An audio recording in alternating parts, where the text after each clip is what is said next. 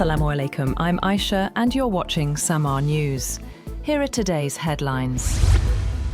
The United States has reportedly delivered a 15-point plan to Iran to end the ongoing Middle East conflict, with Pakistan's army chief acting as a key intermediary. Officials briefed on the plan say it addresses Iran's ballistic missile and nuclear programs, a halt to enrichment of nuclear material on Iranian soil, suspension of funding for regional proxy groups, establishment of a free maritime corridor in the Strait of Hormuz, and a potential ceasefire to allow detailed negotiations. Meanwhile, Iran has reportedly set its own conditions, including guarantees against future attacks, compensation for war-related losses, and full control over the Strait of Hormuz.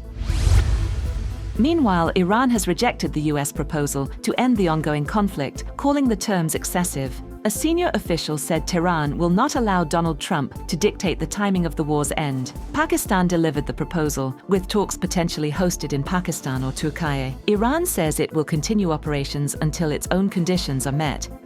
Earlier, a senior Iranian official claimed that Pakistan delivered a proposal from the United States to Iran, and either Pakistan or Turkey could be venues for discussions to de-escalate the war in the Gulf. The comments were among the few signs that Tehran was willing to consider diplomatic proposals, despite having denied in public that it would negotiate with the administration of President Donald Trump. The Iranian source did not disclose details of the proposal passed on by Pakistan, or whether it was the same as a 15-point US proposal that has been reported by news outlets. The source said Turkey had also helped to end the war, and either Turkey or Pakistan was under consideration as the venue for such talks. A source familiar with the matter had confirmed on Tuesday to Reuters that the plan had been sent to Iran. The White House says President Trump is ready to escalate military action against Iran if it does not comply with US demands. Spokesperson Caroline Leavitt told a briefing that President Trump doesn't bluff and could unleash hell if Tehran refuses to abandon its nuclear ambitions. She also said the US campaign is ahead of schedule, but added that Washington is still open to talks. The White House also warned Iran against further miscalculation. Meanwhile, an Iranian military spokesman has said that the United States is negotiating with itself a day after US President Donald Trump said Tehran wants to make a deal to end the war in the Middle East. Ibrahim Zolfakhari, spokesperson for the Unified Command of Iran's Armed Forces, Khatam al-Anbiya Central Headquarters, taunted the US leadership, questioning if the level of the inner struggle has reached the stage of them negotiating with themselves. He said, "People like us can never get along with people like you." Zolfakhari said US investments and pre-war energy prices would not return as long as Washington does not accept that regional stability is guaranteed by Iranian armed forces. Iran's parliament speaker Mohammed has said that enemies are preparing to occupy one of Iran's islands with the support of a regional country. In a social media post, the speaker warned that any such move would trigger continuous and relentless attacks on the vital infrastructure of that regional state. Kalibaf also said that Iranian forces are closely monitoring all developments.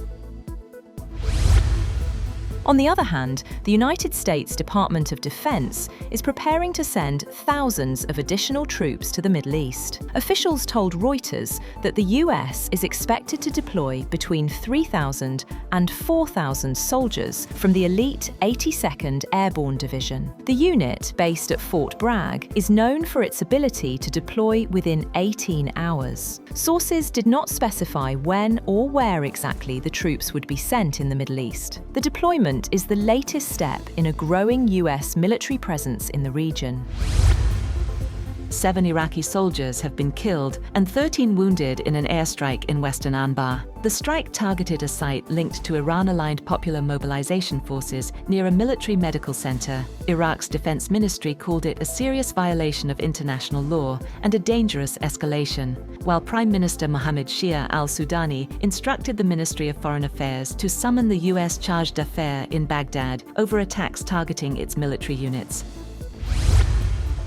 The Pentagon has said that it has reached framework agreements with BAE, Lockheed and Honeywell to boost production of defense systems and munitions as part of its shift to wartime footing. It said under the deals, Honeywell Aerospace will surge production of critical components for America's munitions stockpile as part of a $500 million multi-year investment. BAE Systems and Lockheed Martin will also quadruple production of Seekers for the Terminal High Altitude Area Defense Interceptor, while a new framework agreement with Lockheed will accelerate production of its Precision Strike missile.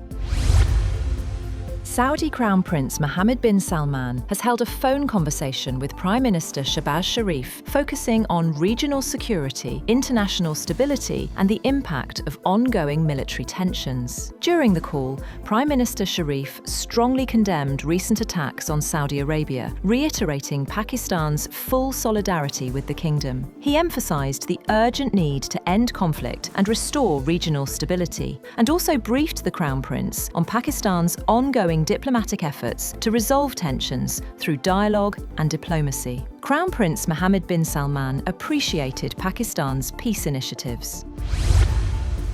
Russian attacks have damaged 2 energy facilities in Ukraine's northern Chernihiv region, leaving close to 212,000 consumers without power. A regional electricity distribution company said nearly 150,000 consumers in the city of Chernihiv and the surrounding district were without power after a Russian attack damaged an energy facility in the Chernihiv district. It later added that close to another 62,000 consumers were left without power in 3 other districts in the region after an attack on an energy facility in the Nijinsky district. That's all for now. For more updates, visit www.samaa.tv. Thank you for watching Samaa News.